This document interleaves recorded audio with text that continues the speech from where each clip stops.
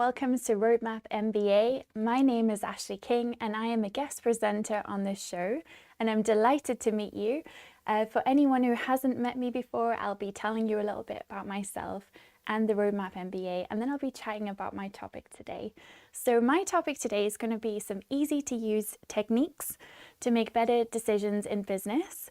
I will be talking about this a little bit from an organizational viewpoint, but as I'm a self-employed entrepreneur, I feel that I'll also be better to share my own experience that's more lived and that will hopefully be more real and helpful to people watching. So it's great to meet you. Thanks for watching the Roadmap MBA. As I mentioned, my name is Ashleigh King. I'm a guest presenter of this show. I'm also the founder and creative director of Flamingo Heights Podcast Studio, which is based in the Oosburn of Newcastle upon Tyne.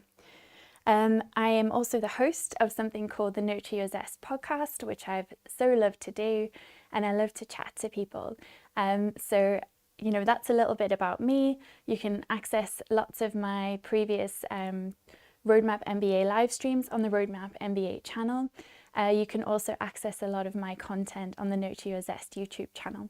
So it's great to meet you if you're here for the first time. So I always like to share some announcements before doing my topic. So I'd really like to just let you in on some exciting news that's happening. So at Roadmap MBA, you have the opportunity to join the Roadmap MBA team as a presenter. Now, this is so exciting. Hi, Leslie. It's really lovely to see you watching this live stream. Thank you so much for commenting, and it's really great to see you here. So if you are somebody, and you could be anywhere in the world, who is interested in business topics, who loves to learn, and who loves to talk about learning, what better thing to do than maybe look at being one of our new guest presenters. So we have the opportunity to join the team. The team is currently myself, our founder Steve Pugh, who is the founder of the Roadmap MBA, and also my colleague Efiani, or we call him Tony as well.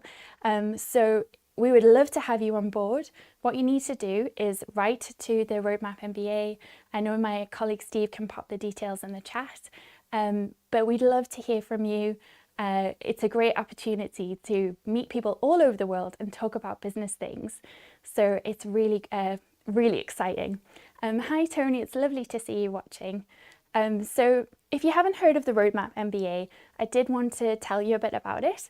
So it's real world business education. You can actually create an account online free of charge. There are different add-ons that you can take up if you like. You can also gift education if you'd like, if you're in the position to do so. But you can access a free account. We actually have an app now, which I'm so excited about, so please do check that out.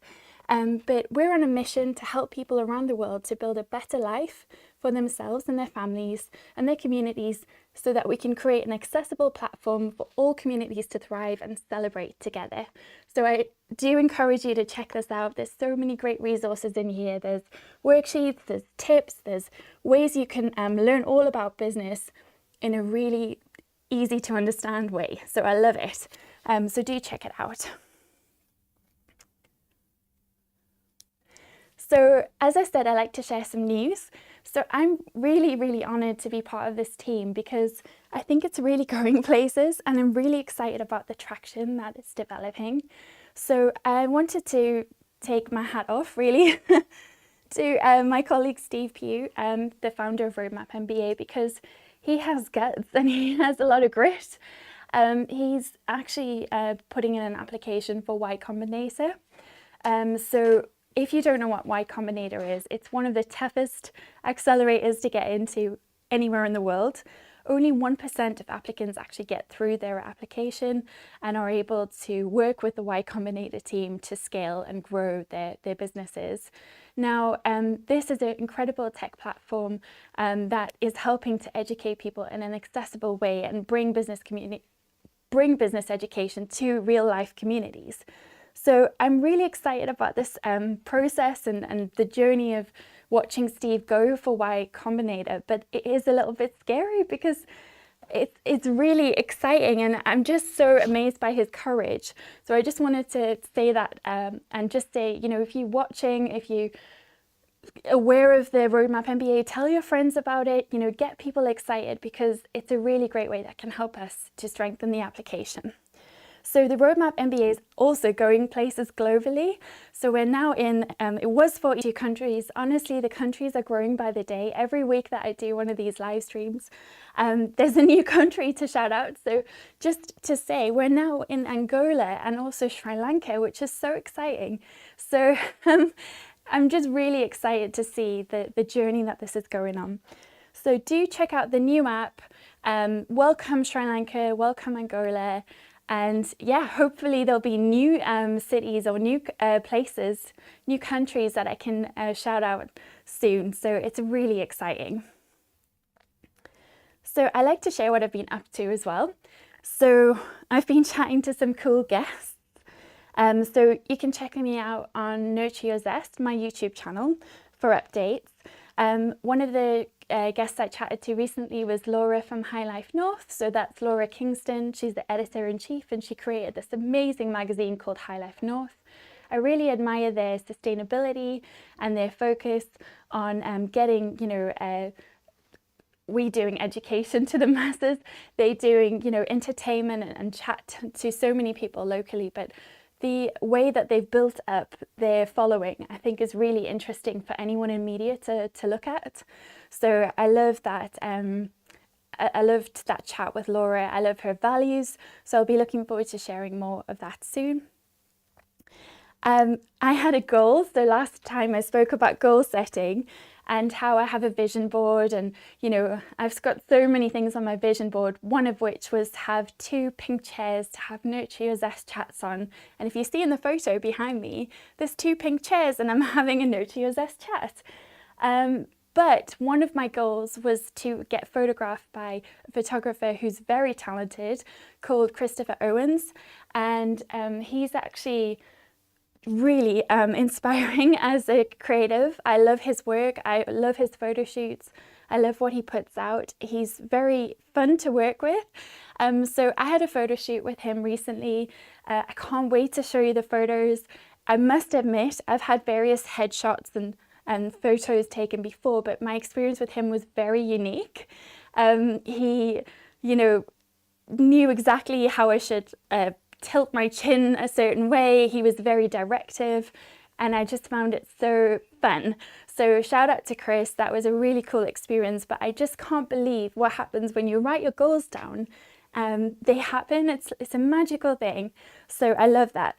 We did do a Nurture Your Zest episode, which is all about his creative process and him. So I'll look forward to sharing that with you soon as well. And then my last announcement, which I wanted to tell you about, is I'm working on a top secret, very exciting event which will be taking place during International Women's Week. So a lot of people do events for International Women's Day, and I love that. But what I find is we often compete for the same audience, and especially locally in the northeast of England where I'm from, you could have around 7 or 8 different events that are happening on that day. So all I'm saying is I'm really, really excited to be doing an event during International Women's Week, because that way I won't be competing with other people's audience. I can go to lots of events myself. But I do have an event coming up with my special guest speaker, Elaine Parker from Safe a Date. So Elaine has a really inspiring story. I actually felt really upset when I listened to this, when I interviewed her. I got quite upset during the discussion. It's the first time I've had to create a trigger warning for any of my content. So Elaine shares a really vulnerable story of going through domestic abuse, all kinds of challenging things, from meeting a guy on a dating site and how she's now created the safest dating app in the world. So I'm really excited about this chat and sharing it with you, which I will do soon, but we will also have her as a special guest speaker for an event at my studio, Flamingo Heights. So if you're interested, please do comment, and I'll catch up on comments later and I can forward you some details, because it will be a very small, intimate gathering. So what else do I want to tell you? I think those are all the updates. So I'm just going to grab some coffee. Oh, I've still got more. I've launched something else that was on my vision list for a long time. So the Chatterbox Club. If anyone knows my story or has been following me for a little while, the Chatterbox Club is something that I used to be in when I was a kid. So I was always in detention for chatting. And I had this really, really progressive headmistress. You know, I lived in South Africa. We had quite strict education. And this headmistress, she created this club called the Chatterbox Club so that instead of being in trouble for chatting, we could utilize our skills to practice debate, practice public speaking, learn how to tell stories, how to write, how to interview. And that just brought me into this fabulous experience of loving people's stories and wanting to help them tell their stories. So last week I had the first ever Chatterbox Club in person.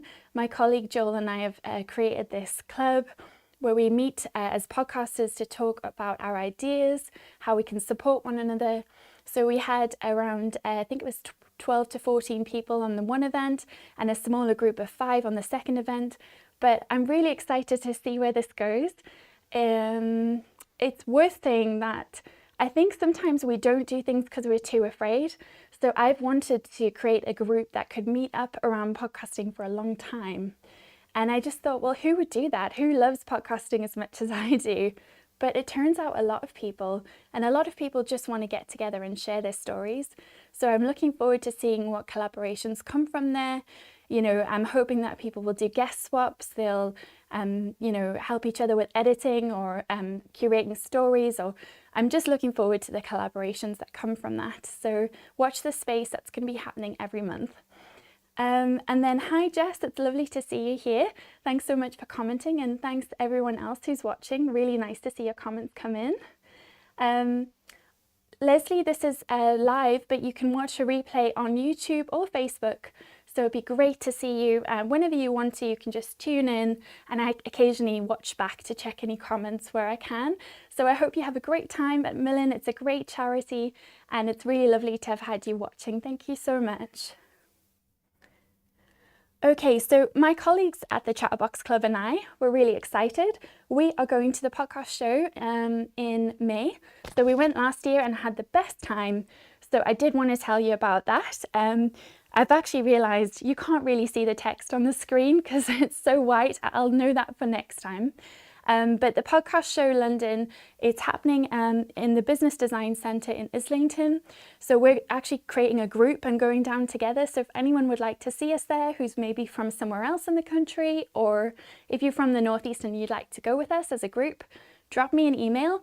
You can message me at ashleigh@flamingoheights.co.uk, and I'll be very happy to answer any questions about the podcast show. So it's basically a big event full of different stalls. You've got people like Spotify, Amazon there, Audible, all kinds of different sponsors. It's a really great event and we can't wait to go again. And then my last announcement was I wanted to just say that I'd have the surprise recognition that I wasn't expecting. So I've been named as one of the top 80 neurodiversity evangelists in the UK.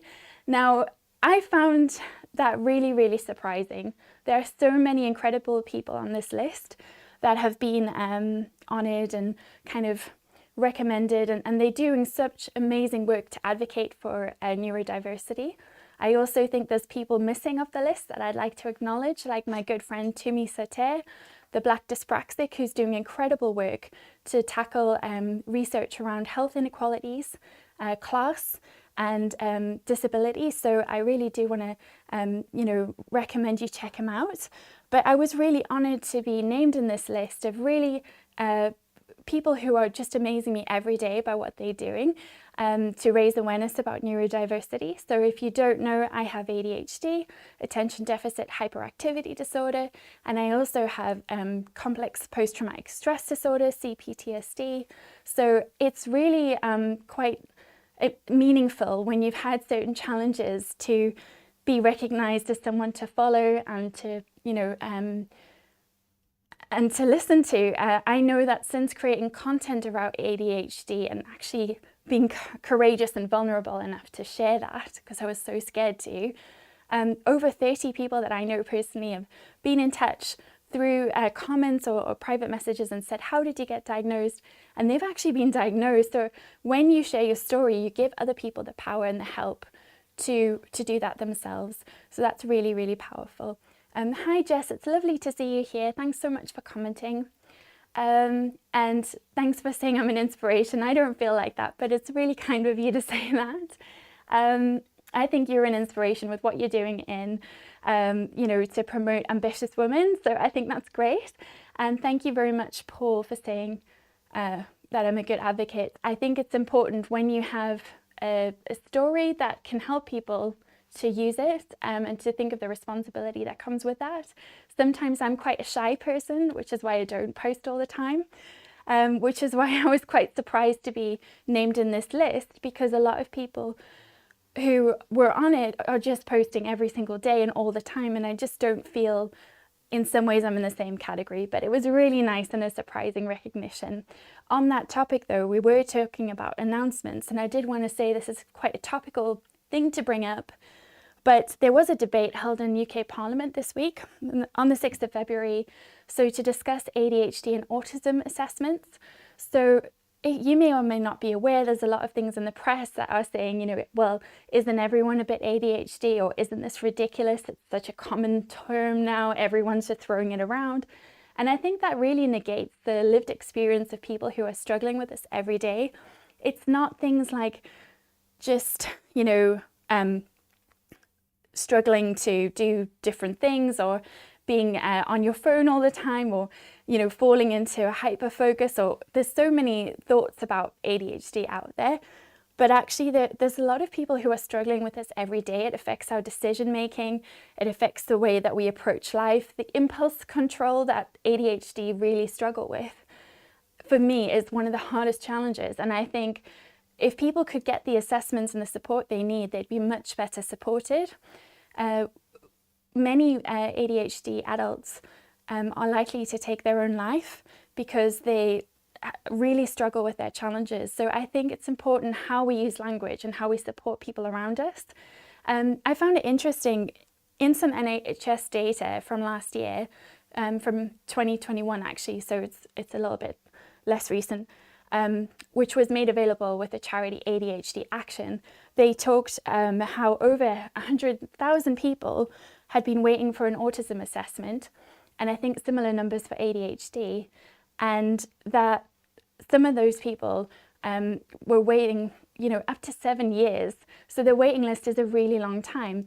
I do want to say that I'm speaking from a position of privilege here, which is why I like to use my voice to talk about these issues, because for me, I was so unwell when I discovered that I had ADHD that I actually went private and invested in a private assessment, which cost me around £2,000 if you include all of the medication and the psychiatric appointments and all the things I had to do.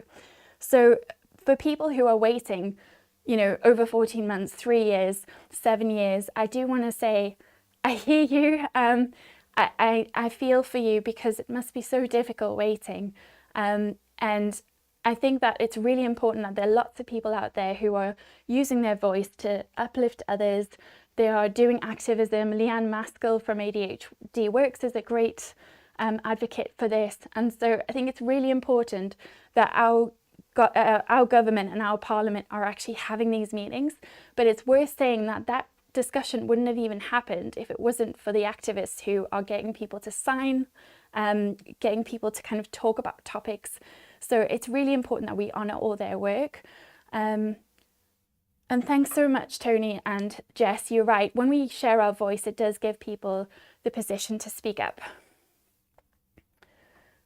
And ADHD is very regular for entrepreneurs. There's a huge proportion of people who are entrepreneurs who are ADHD, who, like me, feel that maybe they wouldn't fit in a normal work environment. And so maybe that's why they start their own business. It's often out of necessity. So I'm going to do this topic today, which I really want to talk about, and actually ADHD is a great pathway into that. So I want to do some easy to use techniques for making better decisions in business. And this is because, as I've mentioned, I have ADHD. I actually struggle to make decisions. It's one of the challenges of ADHD. So I love so many resources that you can use about this that will make your life easier. So I'm going to get into them in a moment, but I just wanted to just say, I think it's really exciting that our government are starting to think about these topics.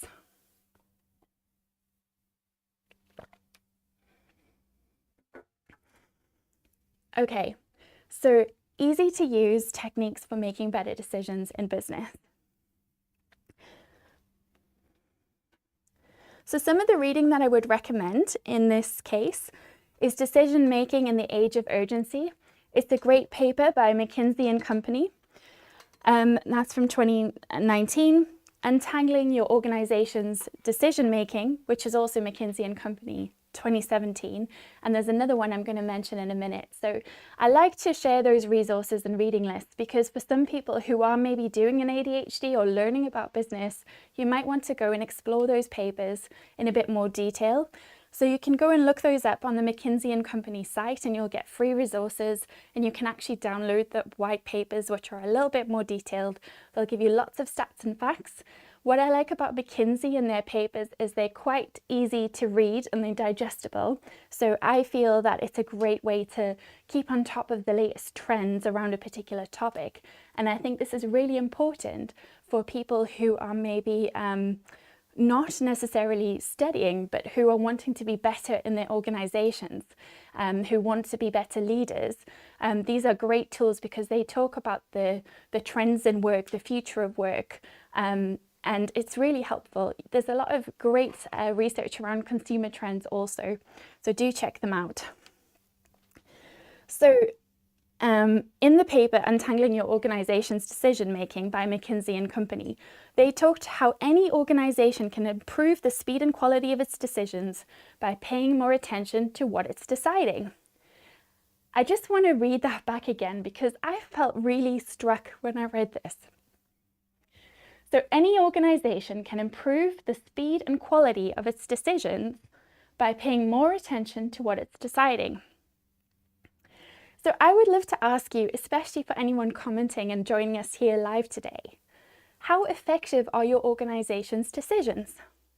And how effective are your organization's decision making? Do they have ways that the team or the staff can contribute their ideas? Are there sometimes too many people on a board? Are there too many emails? Do you switch off because you've heard the same presentation 100 times? How effective are your organization's decisions? So what this quote to me says, and you may have a different view, and if you do, please put it in the comments because I'd love to hear. But what it might be saying is that actually we're spending so much time making decisions or talking about the decisions, but we're not actually deciding anything. And so that can be wasting time in our organizations. So if we think of lean management theory, one of the most important things is to cut the things that are wasting time.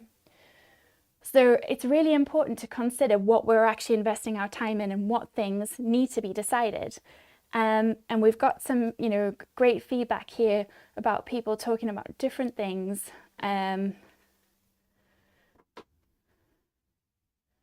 I think Paul King's right. So, a fellow entrepreneur runs his own business, likes to make decisions quickly before having 100% of the facts.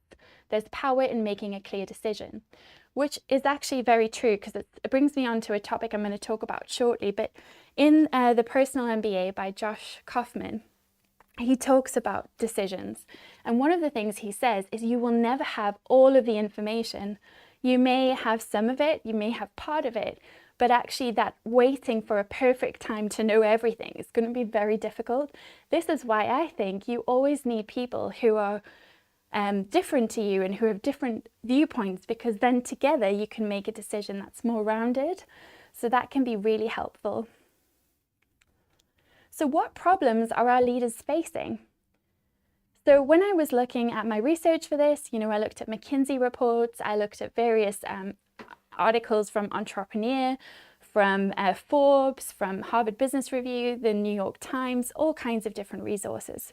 And they all seem to bring up the same issues. So our leaders are struggling with too much data. This can also be called data paralysis, where there's just so much data, you don't know what to do. A lot of leaders are struggling with the same version or another version of the same change management strategy being implemented that maybe was already attempted 5 years ago, but it didn't quite meet its execution. Some of our leaders are struggling with confirmation bias and worry about that. What if we only decide on things that are in our values or what we agree with, but actually we fall short or we lose sight of things that could actually be really helpful for our organization? Cancel culture is a huge concern for many leaders. They worry that decisions they would have made years ago might fall, might cause them a PR scandal. So they worry about the crisis communications and the time that might be involved in fixing things. Too many meetings is another thing that our leaders are facing. They're in meetings all day, every day, trying to solve things or make decisions, but actually sometimes what we find is some of our senior leaders are in meetings that should be middle management, and sometimes our middle management need more leaders or need a key stakeholder, what we call it in lots of organizations as a project sponsor who can actually make the decision on something. Many of our leaders are struggling to motivate their staff in challenging times. We've had a global pandemic. We're going through a war with Ukraine at the moment. We know that there are fuel shortages. We know that the cost of living crisis is happening. Our staff are worried. There's a lot of things to think about. So as well as all of the things going on in their landscape, they also need to think, well, how will this affect my staff? And also, leaders worry about making the wrong decision. So that creates a lot of anxiety. It can mean that stress can be a real problem in work. People might not be sleeping. They might not be looking after themselves. Too many emails is another real issue in organizations. So this is why when you see many people looking for the next greatest productivity hack, they'll look at things and they'll think, wow, if I get ClickUp, then everything will be better for my organization. If I move to Asana, if I try Trello, if I get, Jira, all of the different tools, if I send my team on this management course or this project management tool as training, because we all want an answer. And some of those tools are really helpful because they remove a lot of that anxiety and they have clearer transparency for people. What I found really interesting in the Case for Behavioral Strategy by McKinsey was that 72% of senior executive respondents who responded to the survey shared that bad decisions were actually the norm in their organizations. Now, I have to be curious about that statement because who filled in the survey? Do we have a challenge with data where sometimes people who are very angry or feel frustrated about a particular topic might be more likely to respond to a survey, so they have the opportunity to air their grievances or their opinions on a matter? I don't know, but I thought it was a really interesting stat. So if 72% of senior executive respondents, we're looking at the C-suite, the corporate level executives, your highest positions in an organization, believe that bad decisions are the norm in their organizations, what are they doing about it? And why is that not being tackled? That's really concerning to me, that in our leadership teams, in our organizational culture, we're not dealing with this. So if you are studying an MBA or studying business, or you're just generally interested in this, I highly encourage you to go and read The Case for Behavioral Strategy because it goes through so much detail around organizational culture and leadership and things that we can do to tackle some of these issues. I can see some of the comments coming in and I always try to respond if I can while people are live. So problem statements are great to identify what you really need or want to do. Thanks, Jess. You're so right. That's really true. And I think sometimes working out what is the problem and what do we want to decide on can be tricky. Tony said, some leaders worry about managing innovation and having a dynamic workforce. And I think this is the thing, we worry so much with innovation as well, that our competitor might find something out, or, you know, we limit ourselves so much. But sometimes actually that open innovation can help people to work so much faster, and it can give people the confidence to try things and have mistakes and improve.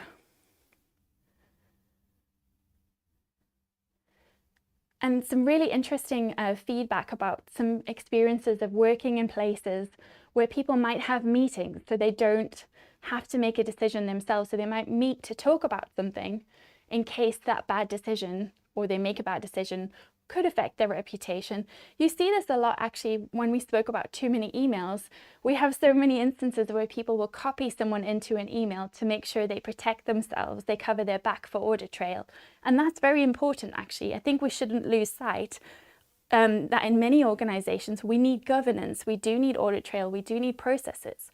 But what's really important, and you'll find out in a minute, is actually we need to limit our decisions in some ways so that we can spend time making the right decisions and reduce any of the unnecessary noise.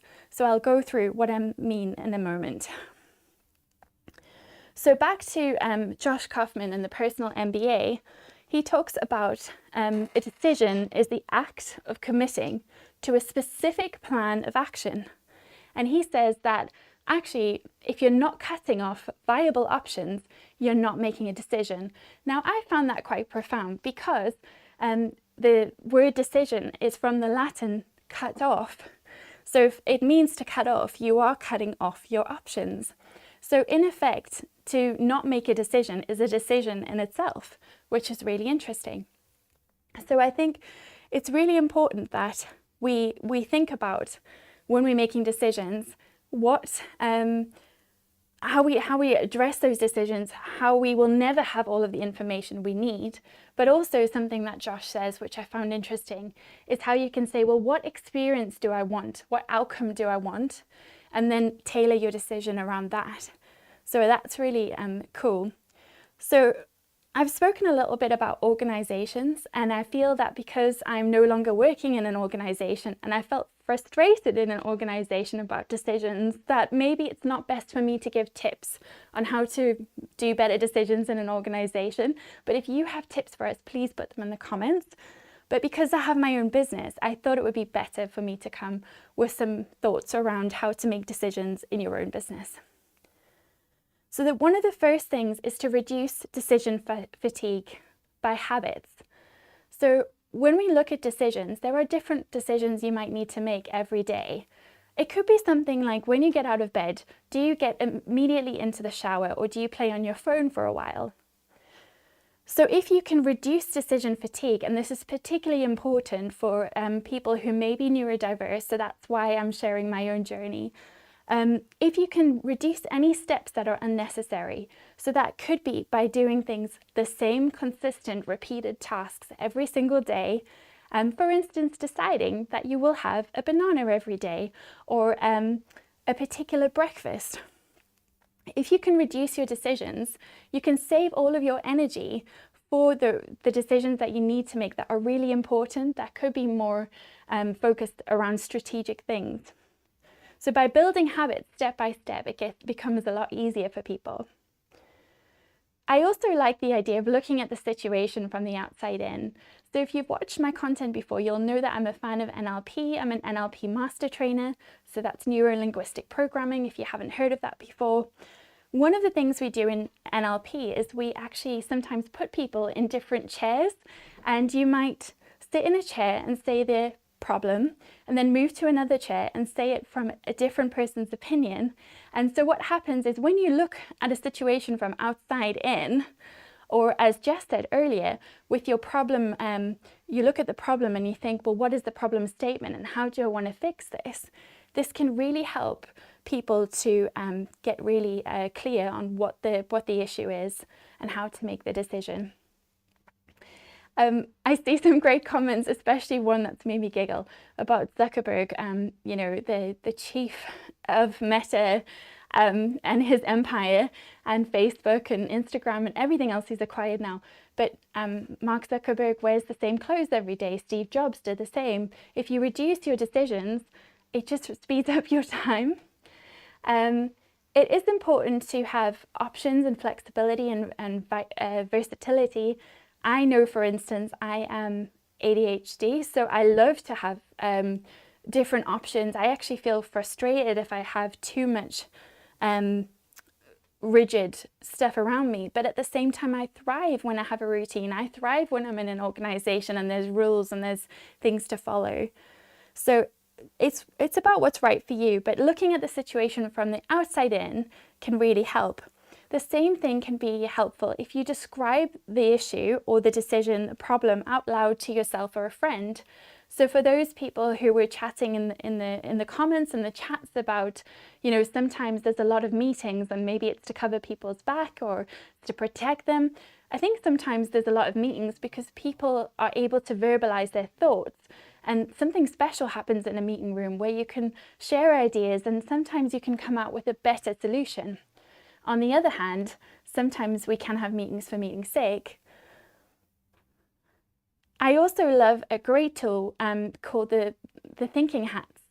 And that's something I would recommend you looking into. And there's different types of personalities or different types of ways of being in a meeting that you could actually delegate to a client, or is it 7? Did I say 8? 7 hats. So check out the thinking hats.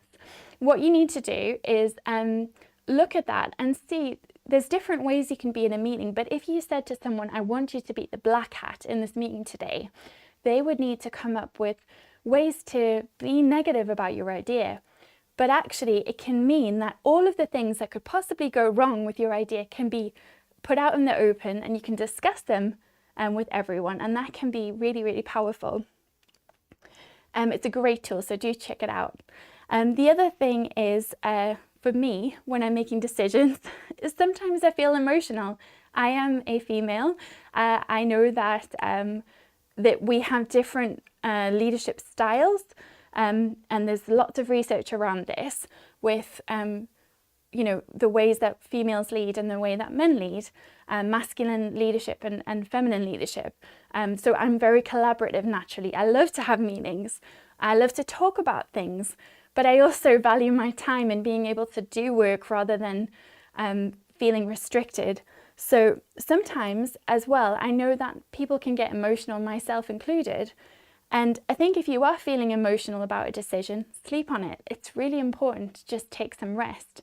But I do encourage you to think about what Josh Kaufman said in his book, that actually the art of decision making is when we don't make a decision, that's a decision in itself. So I think that's really valuable. I found it really interesting looking at this idea that a clear deadline helps to inspire action. So there is something called Parkinson's law, which you may or may not be aware of. It's actually a concept or a theory that was around since 1955. So I found some stuff in the Economist archives if you have someone who wants to go research more. So the idea of Parkinson's law is that the amount of time we set aside for a task will be filled to fill the time available for completion. Now, I think this is a really interesting thing for someone with ADHD to talk about, because people with ADHD struggle with decisions, they struggle with procrastination, they struggle to complete tasks. But when they have a deadline, and usually it's at the last minute, they have a tremendous ability to get things done. So I know for my own dissertation, I would think that I was on board with the task, I would plan things, I would feel organized. But when things got to the last moment, I always produced the best work. I remember being in tears looking at my computer screen thinking, why can't I write? Why can't I write? And then 3 days before a deadline, I'd feel I had this sudden burst of inspiration and I'd be able to produce a brilliant paper and get a high grade for it. So I think it's interesting, this idea of Parkinson's law and the idea of deadlines. I have this graphic as well, if you can see it, which talks a little bit more about Parkinson's law. You can actually get that from Xboards if you like. And if you look at the graphic, you can see that actually our tasks fill the time that we give them. So for example, if you were going to go and post a letter, and perhaps you are an older member of the public who isn't working, and you maybe want to go and find the right card. You've maybe forgot your glasses. You need to find your glasses first. It might take you an hour to go and post a letter. If you are somebody who's a very busy business person who needs to just get it done, you might just take it straight to the post office and do it, and it might take you 3 minutes. So it just depends on your personal circumstances, what's going on for you, what your values are, what your priorities are. So many things go into the concept of time. But Parkinson's law, to me, I just find it really interesting because I'd never really thought about it before. And actually, time does get filled. And what I love to say is I'm going to be giving myself shorter deadlines for things to get things done. And also, I feel that I will be happier to just... I use the Pomodoro timer. If you haven't heard of that, it's worth doing. But you know, you can do so much in 45 minutes if you just focus your time. I love Steve saying, what would Kobe do? And it's true, Paul, as well, that, you know, I've always thrived studying at the last minute, doing slides, learning, sending assignments in at the last minute. That is just the way I process, but some people are so organized, and I really respect those people because they're so different to me. So when we look at decisions, we can limit unnecessary choice. So it's important to think as well, what is the criteria for your decision making? Are you making decisions based on costs? Are you basing them on rewards? For instance, how much you get paid?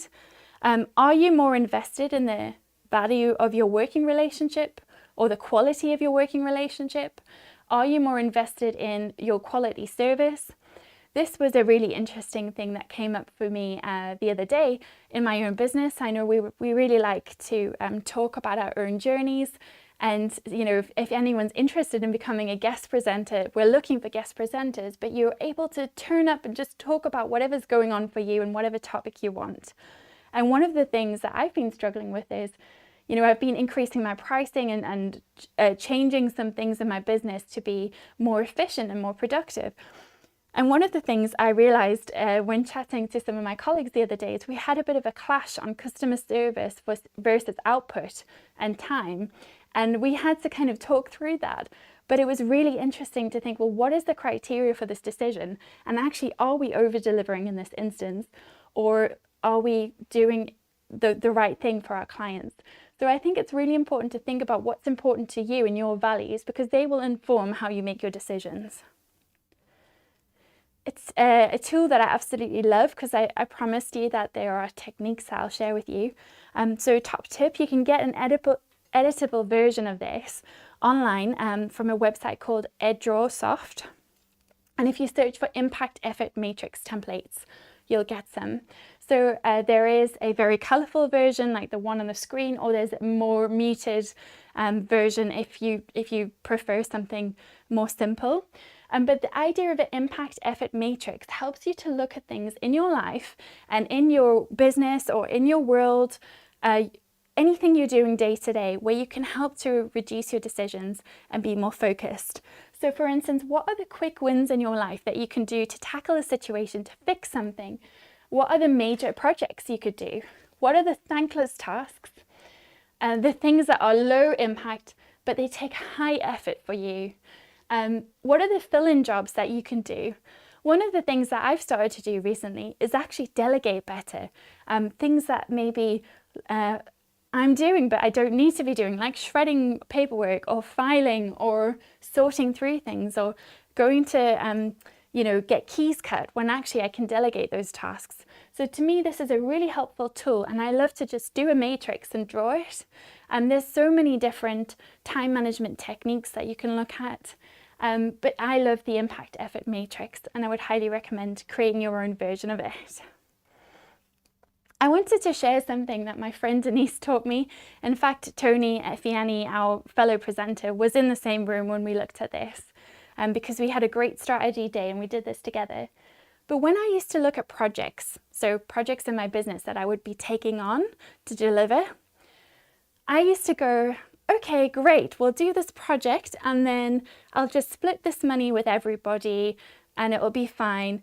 And what I didn't realize is the time and the effort and the contribution wasn't always fair or appropriate. So I wanted to give and to collaborate, but I wasn't always honouring myself or my business in a way that would make my business last long term.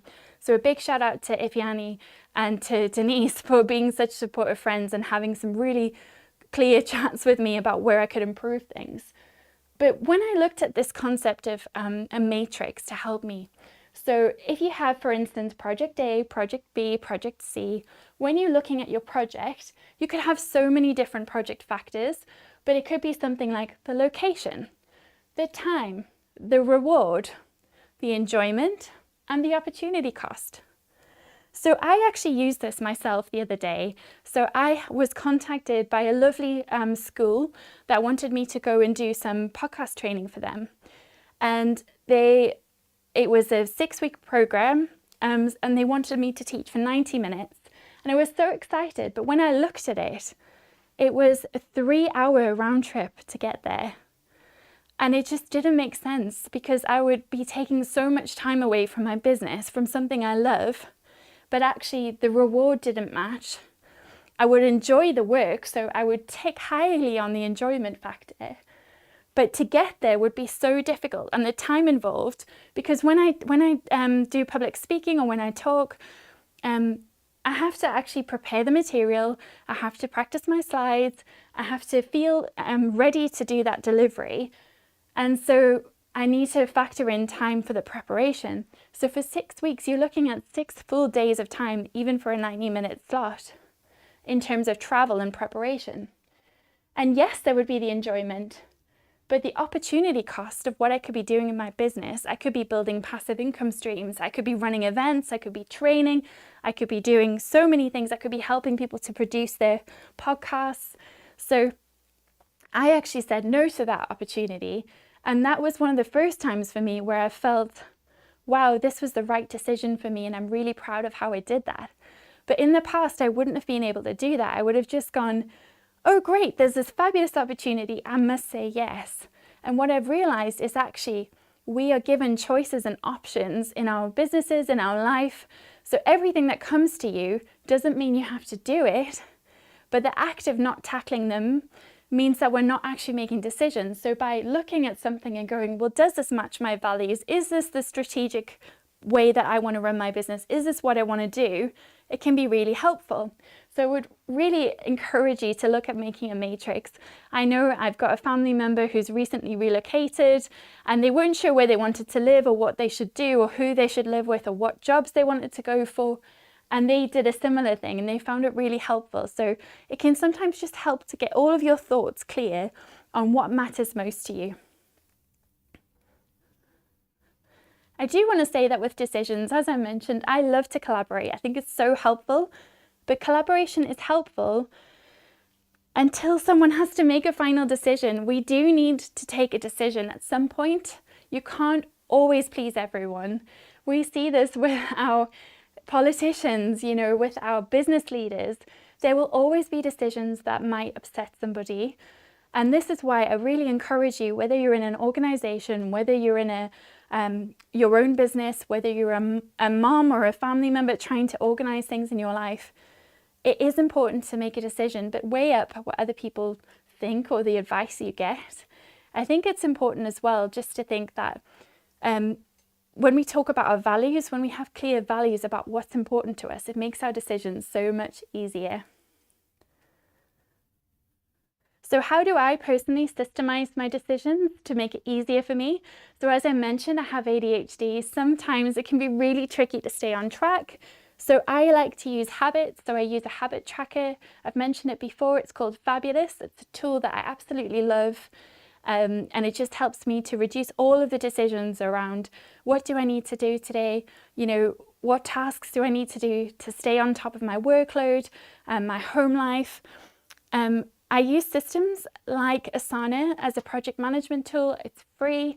It means that I can keep on top of things rather than trying to remember everything in my head and forgetting about people. Keeping a note of things, so actually keeping the right notes with the right things to help me if I need to make a decision quickly. I can quickly scan my notes and see, okay, I feel confident that I've got enough information here to make a decision based on what I already know. And then also evaluating and reflecting. So I'm really a huge fan of the Agile or Sprint methodology. I know that Tony Effiani's talked about that himself. And I would say that evaluation is such a big part of Agile project management, because you end your sprint and then you look at what went well, what didn't go well, what could we improve on. But it means that you're able to clarify the areas that could be better and what you can do to improve on them. And what to do if you're not performing. As I mentioned, tiny micro habits can help you get back on track. So I do love the fabulous tool, Habit Tracker. I would always recommend it if you want to get something to help you. I think it's important as well to learn, to upskill, to help yourself feel in a better place to make decisions. So I realized the other day that there's a bit of a knowledge gap for me in a particular marketing area in my business. So I love marketing. I've done digital marketing for a long time, but marketing is such a big concept. There's social work, nearly said social work. There is social media, there is the email marketing. There's so many different facets of marketing. And what I realized is actually I would like to look more at SEO and search engine optimization. So that's an area I'm trying to upskill myself on, because if I learn, then I'll be able to make better decisions. So sometimes we need to have the information to help us as well. And if it doesn't work, if you do mess up and you make the wrong decision, do give yourself grace, do adjust, give yourself time to reflect and fix it. I think it's important that we're honest when things haven't gone so well and try again. So that's all from me for today. Thank you so much for your time. Thanks so much to everyone who's commented and joined us live. Really appreciate you watching and joining in on the conversation. It's great having your support. And I guest present for Roadmap MBA every 2 weeks. So I should see you in a couple of Tuesdays. If you are interested in Roadmap MBA, go and check us out. You can get a free account and we'd love to hear what you think. Thank you so much for your time.